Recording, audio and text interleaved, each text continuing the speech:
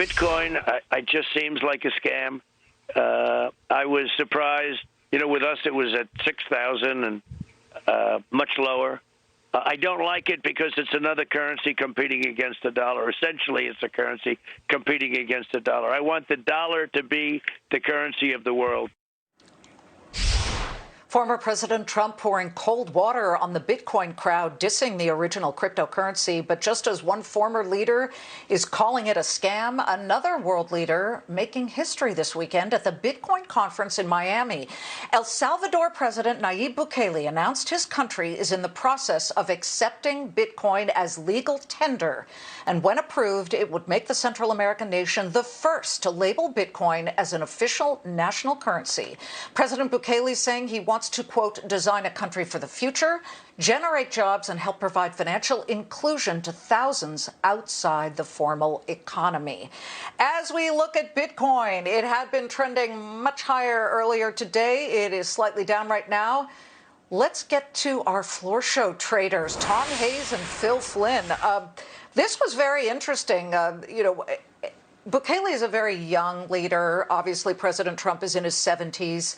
It was interesting to me to see how Bukele kind of enraptured the crowd. Phil Flynn, you got to talk to me first about exactly how you view this and how the world will view, a small nation, yes, El Salvador, being the first to take it as legal tender.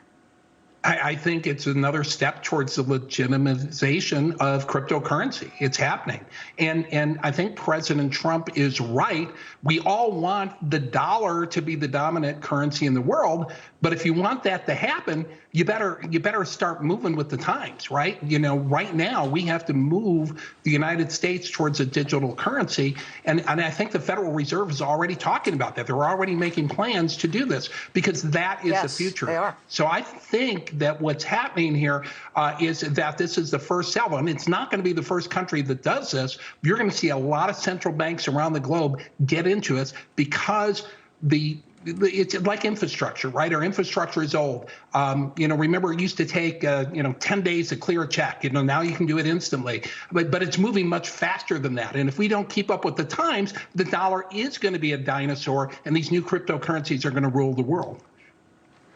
Well, Tom, when you look at what Warren Buffett told Fox Business just a few years ago, 2015, he and Charlie Munger was first to call it rat poison, and then Buffett the next year told me it's now expensive rat poison because it had gone up in price to, back then $3,000, but at $35,000 plus at the moment. Phil is right. You have big nonprofit organizations testing the viability of Federal Reserves and central banks putting together their own digital currencies. China has already done a digital yuan. Who knows who else? Singapore is working on it. So, we don't want to be left in the dust for evolution, right?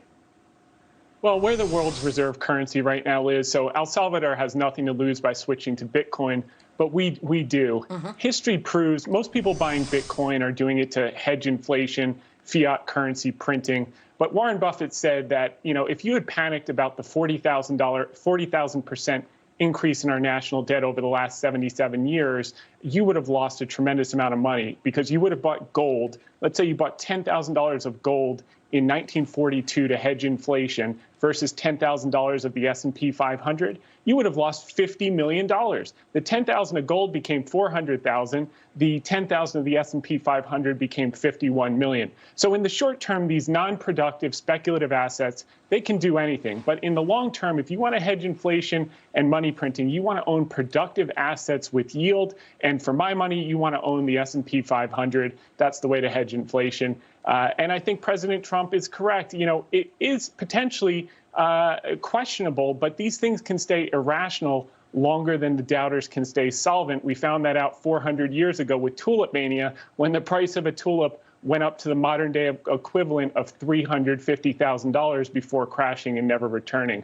So I think central banks are going to take over digital currencies. I'm not sure that Bitcoin is going to be the digital currency of the future. It will be controlled by central banks moving forward, in my view. Well, notwithstanding the Dow's fall right now, it's up 28% over the past year, and the NASDAQ is up 40+%. So, again, equities at the moment seem to be very much a place to be. Tom, Phil, thank you. And speaking of Cryptocurrency, folks, we have this breaking news just in. Officials from the